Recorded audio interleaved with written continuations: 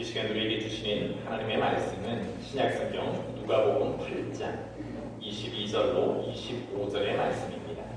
누가복음 8장 22절로 25절의 말씀입니다.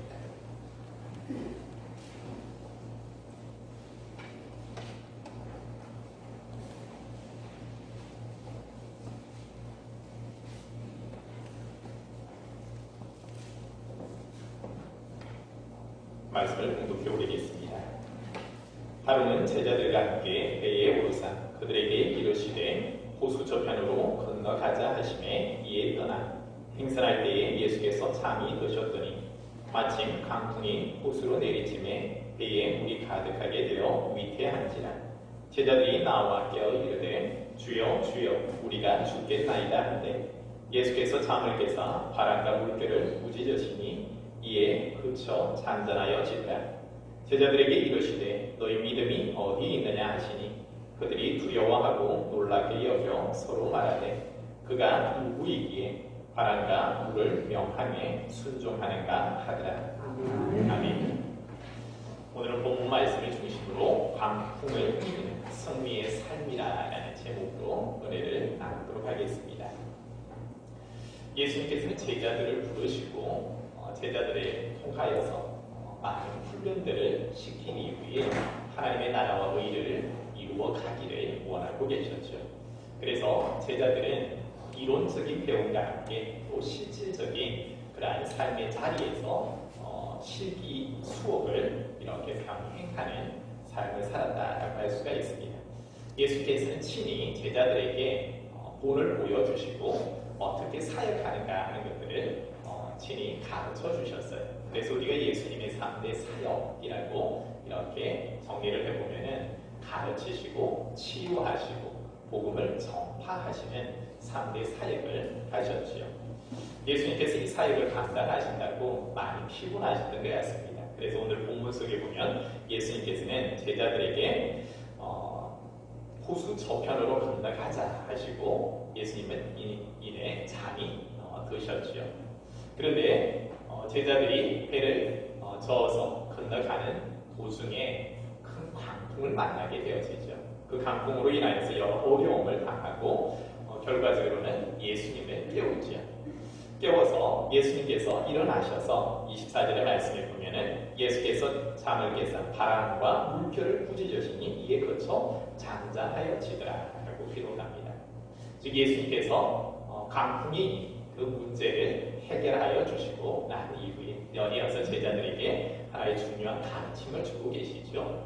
어떤 가르침을 주느냐 하면은 오늘 본문에 25절에 나와 있듯이 제자들에게 이르시되 너희 믿음이 어디 있느냐 라고 꾸짖으셨습니다. 같은 본문을 기록한 마태복음 8장 26절의 말씀을 보면 어찌하여 무서워하느냐 믿음이 작은 자들아 하시고 라고 기록을 합니다. 이때 제자들의 반응이 나오지요. 예수님이 그 강풍을 잠잠하게 하는 것을 바라보고 25절 하반절에 그가 누구이기에 바람과 물을 명하게 순종하는가 하더라 라고 기록합니다. 즉 우리와 함께 있는 이 예수님이 과연 누구신가 하고 다시 한번 깊이 생각하게 되어졌다는 것입니다. 우리가 삶을 살다 보면은 예수님을 믿고 따르는 성도의 삶이지만 우리 인생에 강풍이 몰아칠 때가 있다는 겁니다.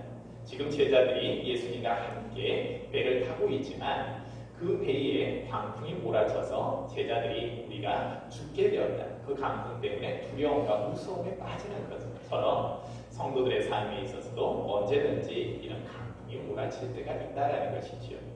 예수님께서 궁극적으로 이 강풍을 통하여서 제자들에게 깨우침을 주시고 또 이 훈련의 방법과 연단의 수단으로 이 강풍을 사용하고 계시다라고 할 수가 있습니다. 제가 이 본문을 가지고 우리 교회에서는 한 2차례 정도 설교를 한번 했었습니다. 오늘도 코로나19라는 이 사태 속에서 우리가 과연 어떤 믿음으로 우리 앞에 닥친 이 풍랑들을 이겨나갈 수 있을까 하는데 다시 한번 그 말씀을 되새기면서 저와 여러분이 승리하는 삶을 살았으면 좋겠다는 그런 바람에서 다시 한번 이 본문을 해 보았습니다. 예수님께서 제자들을 책망하신 이유를 한번 생각해 보는 것입니다. 광풍을 만났을 때 제자들이 본능적으로 하게 되는 것이 무엇입니까? 예수님을 잊어버리고 지금 눈앞에 닥친 그 광풍을 바라본 거예요. 바다를 바라보고 바람이 이는 것을 바라보게 되어지죠. 그럴 때에 나와 함께하고 있는 예수님은 그들의 생각 속에서 지워져 버렸다는 겁니다. 신앙생활에 있어서 과거로 회귀해버리는 것이 우리 인간의 연약한 모습이다라는 겁니다. 이스라엘 백성들도 한번 생각해 보시면 출애굽하여서 광야길을 지나가다가 어려움을 만나죠. 마실 물이 없어요. 그랬을 때에 그들은 원망하고 불평하죠. 먹을 것이 없어요. 추위와 더위 속에서 불평하고 먹을 또 고기가 없어요. 그랬더니 차라리 애국 땅에는 우리가 마음껏 먹고 생활하는 어려움은 없지 않느냐라고 하면서 과거로의 회귀를 많이 한다라는 거예요. 믿음의 여정을 떠난 이스라엘 백성이지만 그들은 다시 한번 그들의 신앙이 회귀하기 시작할 때, 과거로 돌아가기 시작할 때 그들에게서 나타나는 것은 불신앙과 더불어 불평과 불만, 원망이 터져나오기 시작한다는 겁니다. 지금 제자들 앞에 있어서도 위기가 찾아왔죠. 큰 광풍 앞에서 그들이 하고 있는 것이 뭐냐니까 까맣게 하나님의 크고 위대하신 일들을 잊어버리고 나와 함께 하고 있는 분이 누군지를 그들은 까맣게 잊어버렸다라는 겁니다. 그들 앞에 보이는 것은 오로지 바람과 성난 그 파도 물결이 자기를 덮어서 이제 배가 파손되고 침몰할 우경에 처했다는 것만 보이기 시작합니다. 사무엘상 17장에 보면은 블레셋과 이스라엘 전투가 나오지요.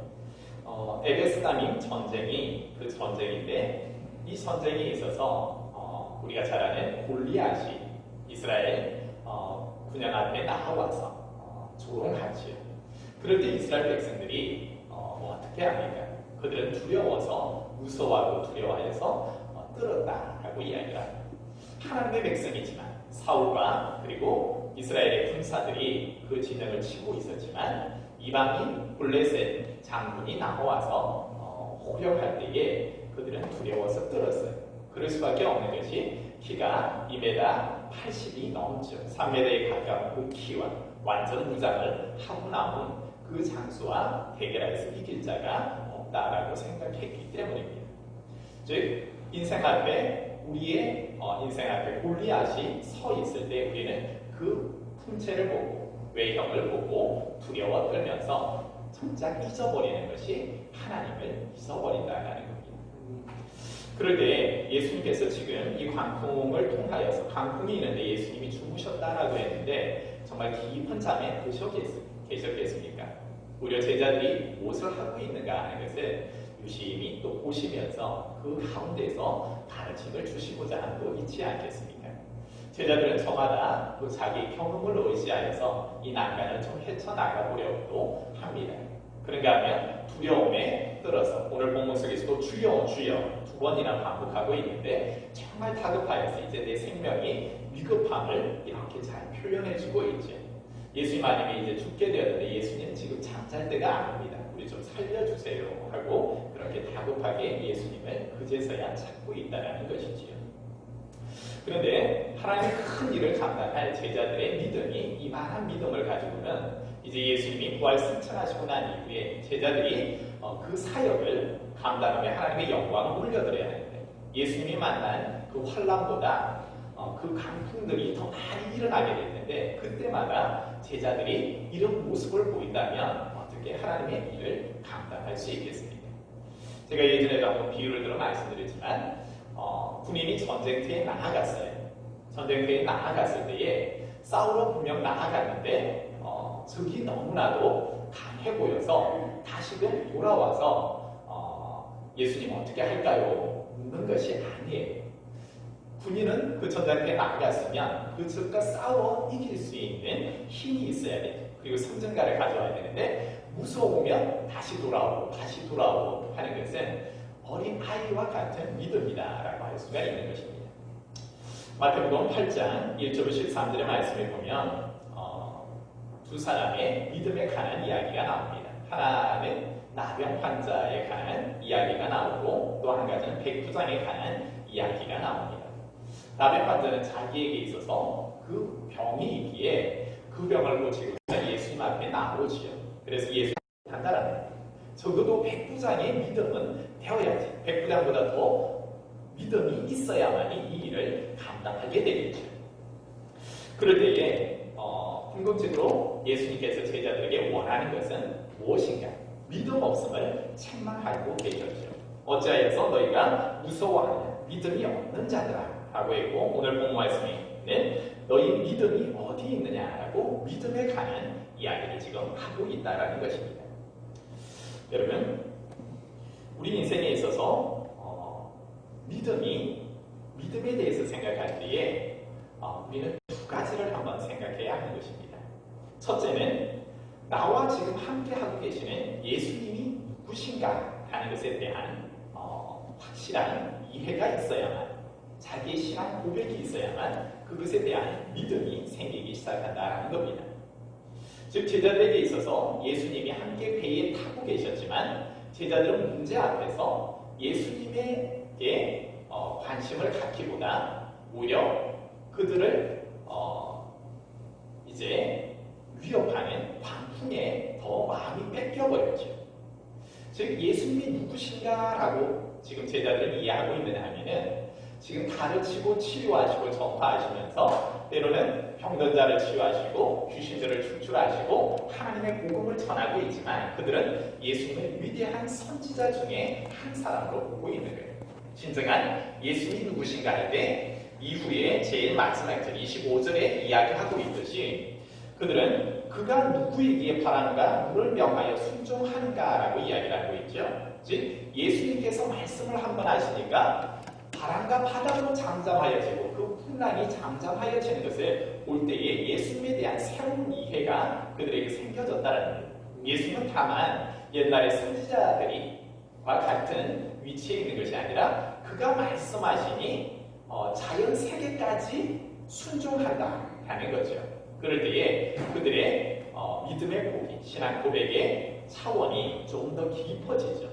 바로 예수님은 하나님이시다는 겁니다. 전능하신 하나님이셔서 그분은 우리와 함께하고 있느니 바로 예수는 하나님이시고 하나님의 아들이시다라는 거죠. 예수님께서는 일찍이 세례 요한에게 요단강에서 세례를 받으실 때에 이미 하나님이 예수님이 누구신가 하는 것을 많은 사람들에게 나타내 보여주셨죠. 이는 내 사랑하는 아들이다 하고 말씀을 해주셨죠. 그리고 우리가 잘 아는 마태복음 16장 16절 속에서 베드로도 주는 그리스도시요 살아계신 하나님의 아들이십니다. 그런 고백을 하게 되어지죠. 지금 이때는 예수님에 대하여서 신뢰하지를 못하는 거예요. 즉 예수님이 하나님이시고 하나님의 아들이심을 믿지 못하였기에 문제 앞에서 그들은 예수님을 생각하기보다 문제를 더 크게 생각하고 그 문제의 물림으로 말미암아 무서워하고 두려워했다라는 겁니다. 그들에게 있어서 믿음이 일어나는 것이 아니라 오히려 그들의 믿음이 더 작아져 버렸다는 것이죠. 그럴 때에 예수님은 이 강풍 사건을 통하여서 한 가지 가르쳐 주시는 것은 내가 누구냐, 너희와 함께하고 있는 내가 누구냐 하는 것을 그 제자들이 생각하게 하는 거예요. 예수님이 말씀하실 때에 오히려 자연물까지, 자연세계까지 순종하는 그런 전능하신 하나님이시다 하는 것을 알게 하시면서 그들이 더욱더 예수 그리스도를 잘 따를 수 있도록 그들에게 귀한 깨달음을 주고 계시죠. 또 한 가지는 뭐냐면은 너희는 누구냐라는 겁니다. 너희가 누구냐라고 할 때 제자들에게 있어서 다시 한번 자기 자신을 한번 생각해 보라라는 거예요. 그때에 너희가 누구냐라는 이 말 속에는 너희는 새로운 피조물이다라는 거예요.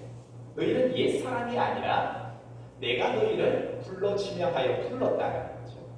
아무나 예수님의 제자가 되는 것이 아니라 하나님이 택한 백성, 즉 예수 그리스도께서 주님의 뜻대로 우리를 불러주셨다는 거죠. 그래서 우리가 자주 인용하는, 제가 자주 인용하는 말씀 속에 고린도후서 5장 17절의 말씀, 그런즉 누구든지 그리스도 안에 있으면 새로운 피조물이라. 이전 것은 지나갔으니 보라 새 것이 되었도다. 라는 겁니다. 너희는 지금 이전 사람이 아니라 너희는 그리스도 안에서 내가 너희를 부름으로 말미암아 너희는 새로운 피조물이 되었어 라고 이야기를 하고 있죠. 우리 자신에 대해서 과거를 회개하면은 옛사람의 모습으로 계속 돌아가서 계속 물리고 포로되고 눈멀 수밖에 없습니다. 그렇지만 예수님께서는 너희가 누구냐라고 할 때 너희는 나의 제자야. 내가 너희를 불러서 완전하게 새롭게 피조했어. 내가 너희를 새 사람으로 만들었어 라고 이야기를 하고 있습니다. 실제로 예수님께서 제자들에게 뭐라고 말씀하시냐 하면은 마태복음 10장 1절로 15절의 말씀을 보면 예수께서 그 12제자를 부르사 더러운 귀신을 쫓아내며 모든 병과 모든 약한 것을 고치는 권능을 주시니라 라고 기록하고 있습니다. 예수님이 제자로 불러주셨을 때 그들에게 있어서 그냥 옛사람의 모습이 있는 것이 아니라 예수님은 그들에게 권능을 주셨다라고 이야기하는 거죠. 그 권능은 바로 더러운 귀신을 쫓아내고 모든 병을 그리고 모든 약한 것을 고치는 권능을 주셨다라는 것입니다. 그리고 누가복음 10장 17절로 20절의 말씀을 보면 예수님께서 70인을 파송하세요. 70인의 제자들을 둘씩 짝을 보내서 전도하게 내어 보내시는데 그때 전도 나갔던 70인이 나와서 선교 보고를 하는 내용이 나옵니다. 그때 70인이 이렇게 선교 보고를 합니다. 70인이 기뻐하며 돌아와 이르되 주여 주여 이름이면 귀신들도 우리에게 항복하더이다 라고 이야기를 합니다. 즉 우리가 나아가서 주의 복음을 전하는데 하나님의 나라에 대하여서 선포하는데 그때에 주의 이름이면 귀신들도 우리에게 항복하더이다 라고 이야기하는데 예수님께서 이렇게 말씀하십니다. 18절과 19절의 말씀을 보면 예수께서 이르시되 사탄이 하늘로부터 번개같이 떨어지는 것을 내가 보았노라. 내가 너희에게 뱀과 전갈을 밟으며 원수의 모든 능력을 제할 권능을 주었으니 너희를 해칠 자가 결코 없으리라.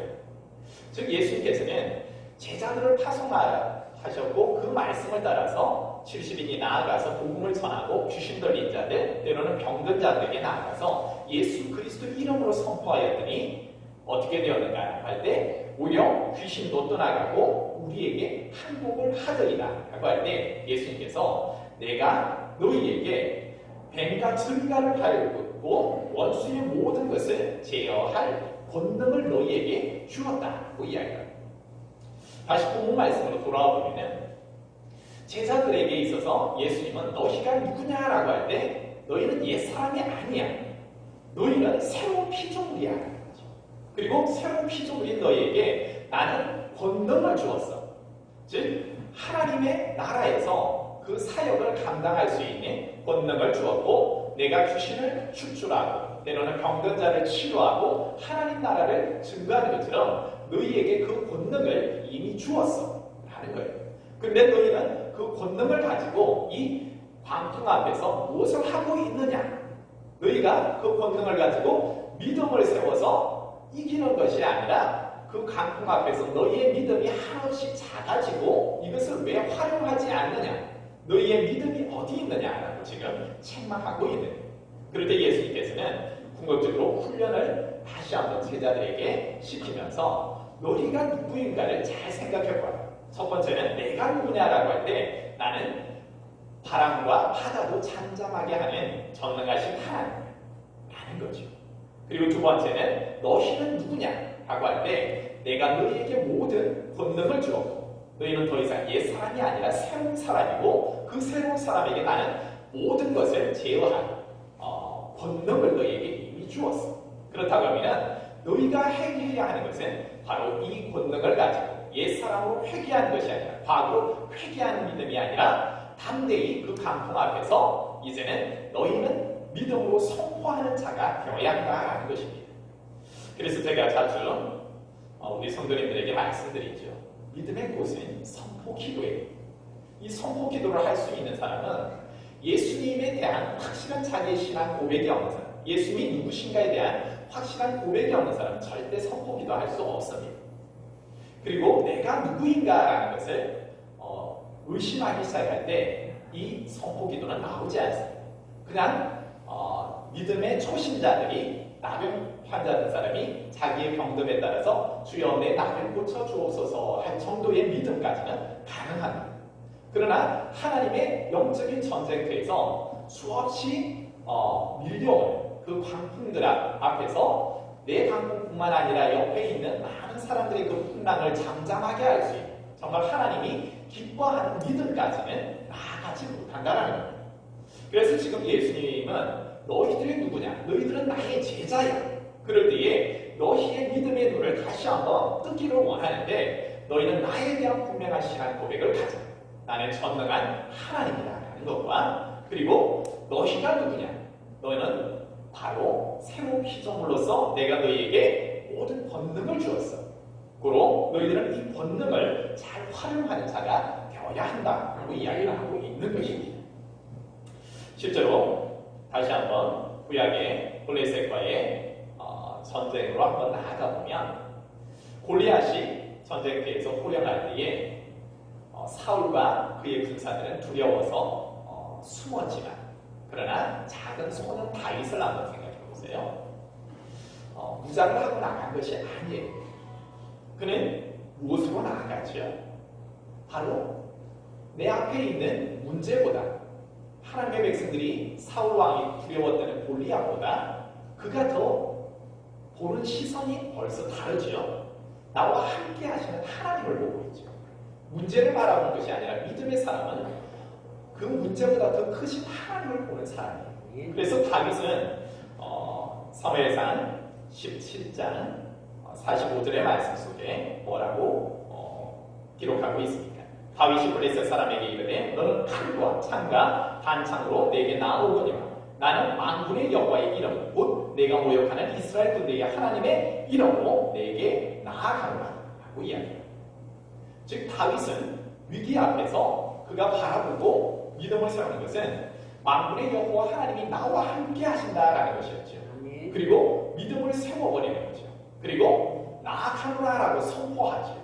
그때 하나님께서는 다윗과 함께 하셔서 그 골리앗을 물리치는 거예요. 싸움에서 이기게 하는 거예요. 여러분, 우리의 인생에 있어서 수많은 풍랑이 있을 때 예수님은 우리에게 이기는 방법을 가르쳐주고 있습니다. 우리가 코로나19로 인하여서 움츠리고 두려워하고 때로는 많은 삶의 자리에서 일어나는 그 풍랑 앞에서 무서워하고 안주할 수 있습니다. 그때 하나님은 우리에게 지금 무엇을 원하고 있는가 하는 것입니다.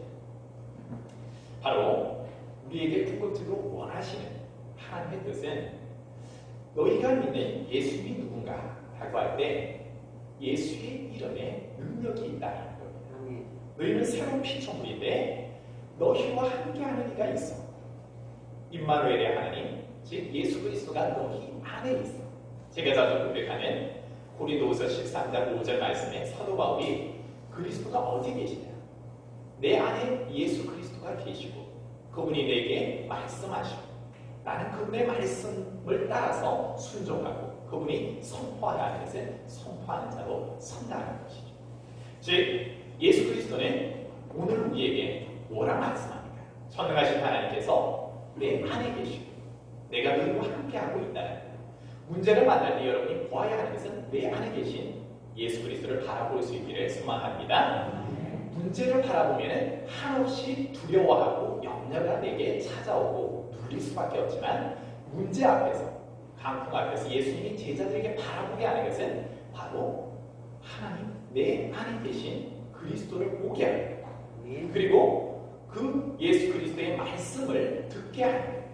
여러분 예수 그리스도이지만 내가 내 자신의 힘으로 뭔가를 하려야 할 때는 날마다 실패를 경험할 수밖에 없습니다. 그렇지만 내 안에 계신 그리스도의 말씀을 전적으로 들으려고 해야 합니다. 그것은 바로 기도의 무릎이 꿇어져야 한다는 거죠. 마태복음 14장에 보면은 베드로가 바다 위를 걷는 기사가 나옵니다.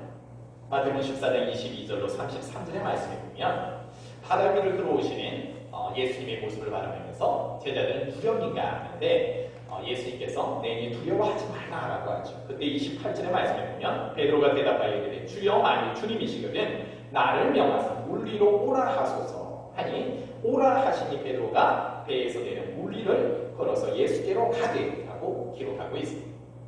뭐냐면 예수님 주님이시거든 명하여서 나를 오게 하소서라고 할 때 자기의 말이죠. 자기의 예수님께 대한 간청이죠. 그럴 때에 그냥 제가 가겠습니다 하고 그냥 가는 게 아니에요. 예수님께서 오라 하실 때에 베드로가 그 말씀을 듣고 그럴 때에 그는 바다 위를 걸어갔어요. 마찬가지 우리가 위기 앞에서 여러분 내 안에 계신 그리스도가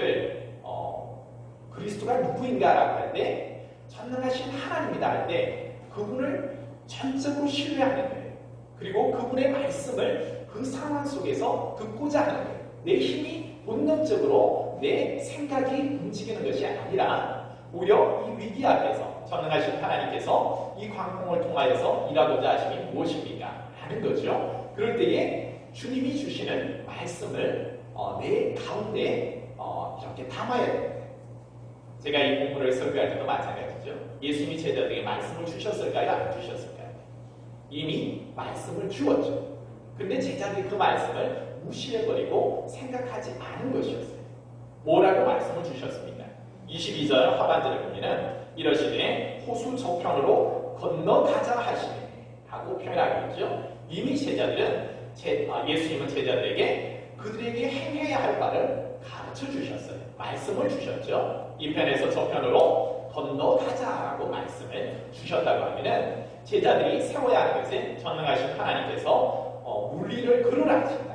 이 편에서 저편으로 가자 하신다라고 할 때 그 믿음을 가지고 갔다고 하면 그 풍랑이 오히려 그를 삼키지 못할 거예요. 그런데 그들에게 있어서 무엇이 일어났습니까? 의심이 일어나기 시작했죠. 그 말씀이 더 이상 생각이 안 나요. 베드로도 마찬가지 이러한 것을 경험합니다. 예수님께서 오라 해서 그 말씀에 순종하여서 한 걸음 한 걸음 걸어갑니다. 걸어가다가 어떻습니까?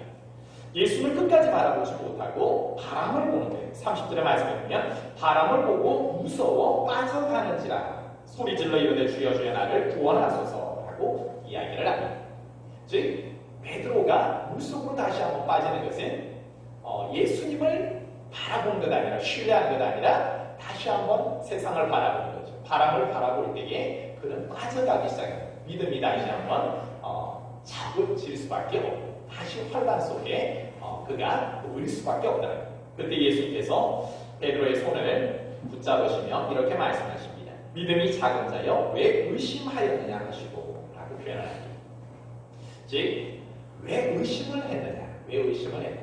여러분 우리 안에 믿음의 역사가 일어나지 않는 것은 바로 예수님이 누구신가라는 것을 알지 못할 때도 그러하지만 예수님이 하나님이시다라고 믿고 나아가다가도 또 순간 의심이 일어나기 시작할 때 내가 예수님에 대한 확신을 갖지 못할 때 주신 말씀이 있는데 그 말씀을 내가 확신하지 못할 때 우리는 다시 한번 어려움으로 빠져들 수밖에 없다는 겁니다.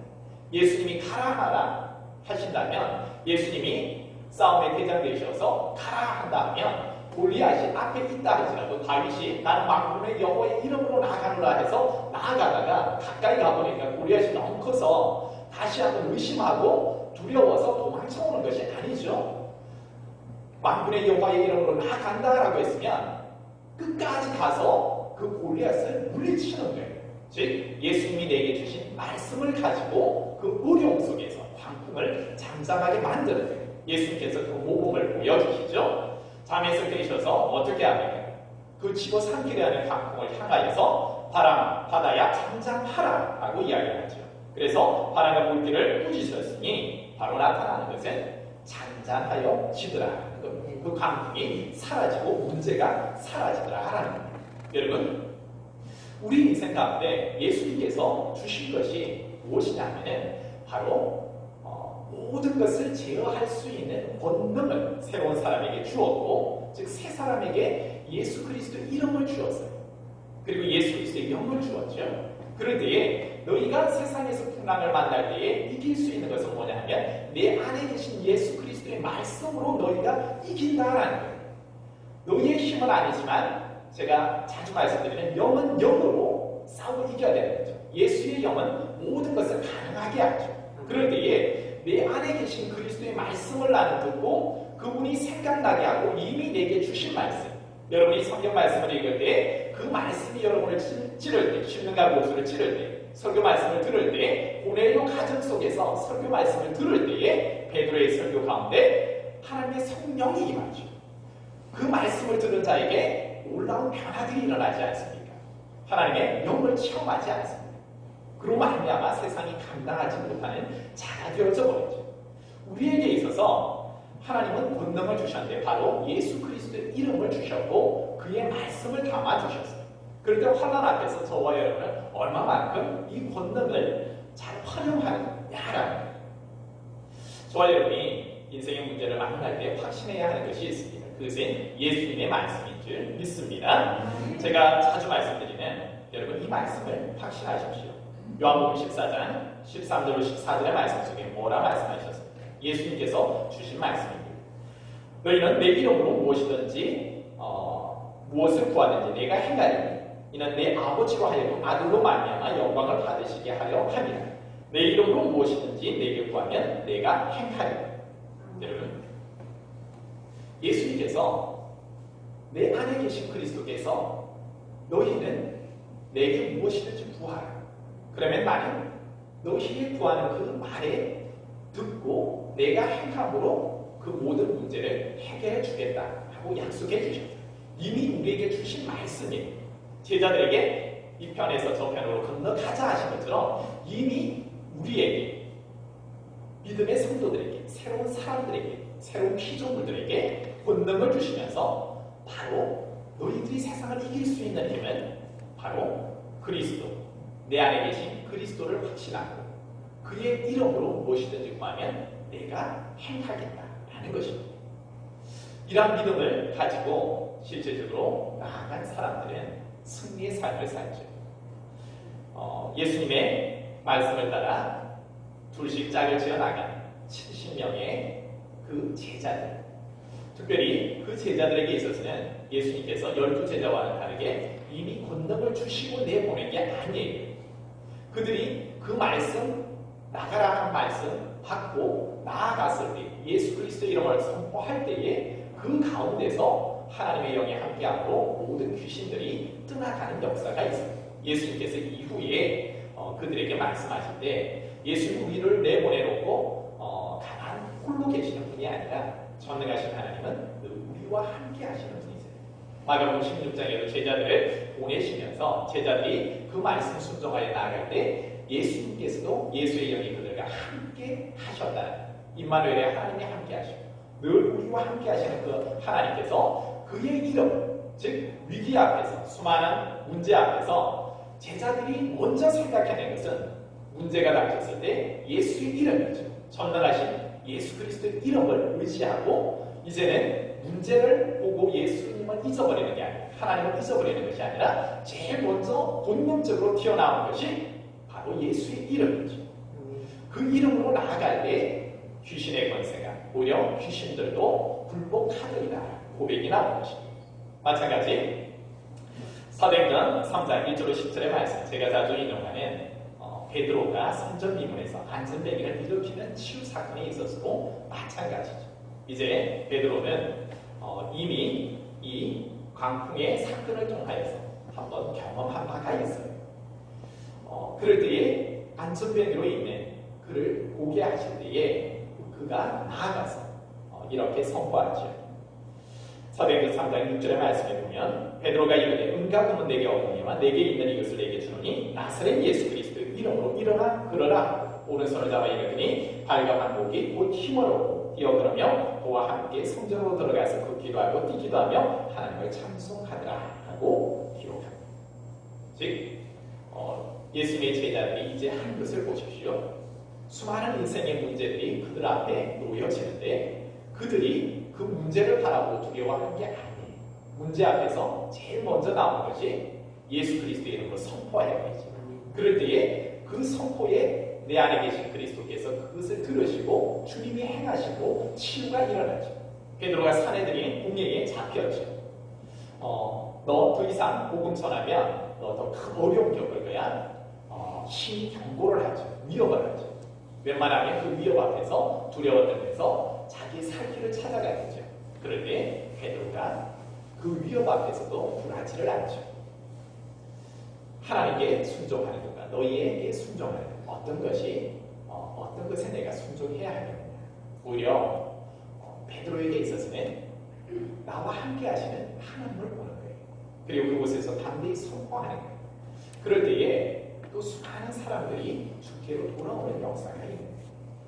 내 안에 계신 그리스도를 확신하고 믿음으로 선포하기 시작할 때 세상은 우리를 집어삼키는 것이 아니라 오히려 하나님께서 이 복음을 내 안에 있는 예수의 이름으로 세상을 변화시켜버려요.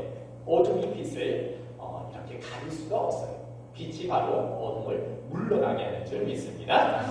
이제 여러분 말씀을 맺습니다. 여러분 앞에 수많은 위기들이 올 것입니다. 믿음이 없는 사람은 여전히 그 오는 문제들 앞에서 문제를 바라보며 살려주세요. 때로는 예수님께 나아가서 이 문제 좀 해결해 주세요 하는 이들도 있겠고, 아니면 예수님을 가히 찾지도 않냐고 자기 힘으로 그 문제를 하려다가 극단적인 선택을 하는 이들도 많을 것입니다. 많은 이들이 눌리고 포로될 겁니다. 그렇지만 오늘날 예수님께서는 우리들을 통하여서 무엇을 하기를 원할까라고 할 때 우리 앞에 일어나는 풍랑이 전부 다 만나는, 저도 여러분도 그 풍랑 앞에 서게 될 것입니다. 그런데 예수님은 뭐라 말씀하십니까? 내가 누구냐? 너희들이 믿는 예수가 누구냐? 그분은 바다를 잠잠하게 하시는 분인 줄 믿습니다. 그분이 전능하신 하나님. 그 하나님이 어디 계시다고요? 내 안에 계세요. 아멘. 그분은 눈이 있어 보지 못하고, 입이 있어 말하지 못하고, 귀가 있어 듣지 못하는 이가 아니에요. 그분은 살아계신 하나님이시요 내 안에 지금 역사하시는 주님인 줄 믿습니다. 그분은 말씀하세요. 내 안에서 말씀하실 때 그 말씀 생각이 나요. 그럴 때 주님이 말씀하시는 그 말씀을 붙잡기 시작하면, 여러분 그 말씀을 붙잡고 우리가 해야 하는 것은 내 이름으로 무엇이든지 구하면 누가 행해 주신다고요? 예수님이 행해 주시겠다고요. 그 말씀 붙잡고 믿음으로 선포해버리는 거예요. 이것이 바로 선포 기도입니다. 내가 그냥 하는 말이 아니라 예수님께서 내 안에 계시고 전능하신 하나님께서 내게 담아주시는 그 말을 믿음으로 선포해버리기 시작할 때에 그 말씀은 말씀 금이 되어서 그 권능의 말씀, 이제 바다와 바람을 잠잠하게도 하고 귀신을 쫓아내기도 하고 모든 병을 치료하기도 하고 없는 것을 잊게도 하는 너희들의 말씀이 되는 줄 믿습니다. 여러분 이제 사랑하는 성도들이 눌리는 삶이 아니라 인생의 강풍 앞에서 그 강풍을 이기는 인생의 전쟁터에 나가서 확신합니다. 내 안에 계신 그리스도 확신하시고, 그리고 내 말에 귀 기울이시고 역사하신 하나님을 기대하시고, 오히려 그 강풍을 향해서 예수님이 보여주신 것처럼 한번 선포해 보십시오. 의심하지 말고 믿음으로 선포할 때 여러분이 인생 앞에 놓인 그 강풍들이 다 사라지고 인생의 문제들이 해결되어지고 하나님의 큰 영광을 드러내는 여러분은 그 누리는 삶을 살게 될 줄 믿습니다.